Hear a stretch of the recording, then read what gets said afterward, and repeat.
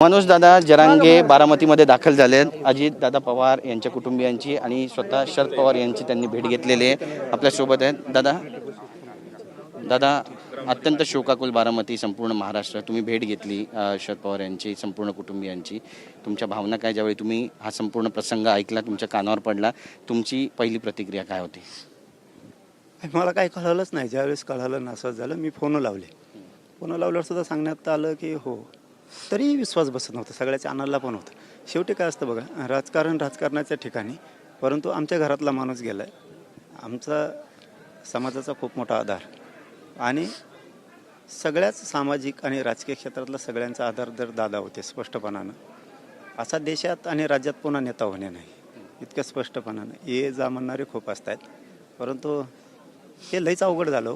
काय बोलावं काहीच कळतच नाही आहे मला। देखील कंठ दाटून आलेला आहे, डोळे पाणावलेले आहेत। ज्यावेळी हा सगळा प्रसंग ऐकला तेव्हा काय नेमकं तुम्हाला वाटलं आणि तेव्हा काय म्हणजे काय काय वाटलं तुम्हाला?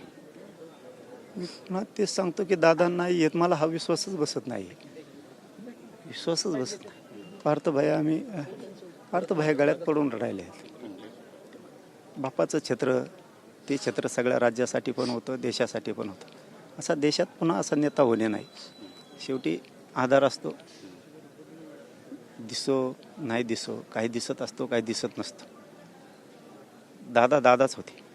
मला प्लीज माझी विनंती, मला काय सुचतच नाही आहे काय बोलावं। प्लीज आमचे दादा दिसत नाहीत, ते खूप दुःख आहे। आता कार्यकर्त्यांना काय तुम्ही आवाहन करू इच्छिता किंवा समाजाला काय आवाहन करू इच्छिता? सगळ्यांवर शोककळा पसरला, संपूर्ण महाराष्ट्र हळहळला। कोणालाच काही कळत नाहीये। राजकारणाच्या पलीकडचे दादा होते। त्यांना राजकारणात कोणत्याच जातीनं तोललं नाही, आम्ही सुद्धा तोलणार नाहीत कधी।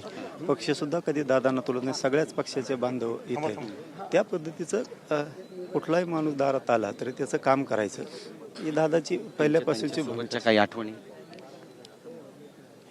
फोन येत असायचे आम्ही, हो 1-2-3 वेळेस झालं होतं। समाजाच्या बद्दलच्या कामात कधी कमी पडत नसायचे, समाजाच्या कामाच्या बद्दल कधी कमी पडत नसायचे, कामं करत असायचे। निवडणुकीच्या काळातही फोन यायचे, त्यानंतरही काही समाजाचे कामं असले तरी दादाने ना हे देवाने खूपच अवघड केलं। विमान दुर्घटनेची चौकशी व्हावी अशी मागणी होती आता। मला त्याच्याबद्दलचं काहीच माहीत नाहीये। असल मागणी तर करायलाच पाहिजे, काही शंका काही असेल तर करायलाच पाहिजे, पण ते मला काय बोलावंच कळत नाही बाबा। मी ना पूर्ण गळून गेलोय असं। नक्कीच आपण पाहतो या ठिकाणी आपली भूमिका मांडली आहे जरांगे पाटील यांनी आणि काय बोलावं तेच कळत नाही असं सुद्धा म्हणताय। मोठी गर्दी बारामतीमध्ये सध्या झालेली आहे, सर्व कार्यकर्ते हळहळलेले आहेत आणि शोकाकुल वातावरण सध्या बारामतीमध्ये पाहायला मिळत आहे। कॅमेरा पर्सन योगेश गुरवचा गिरीश गायकवाड, TV9 मराठी, बारामती।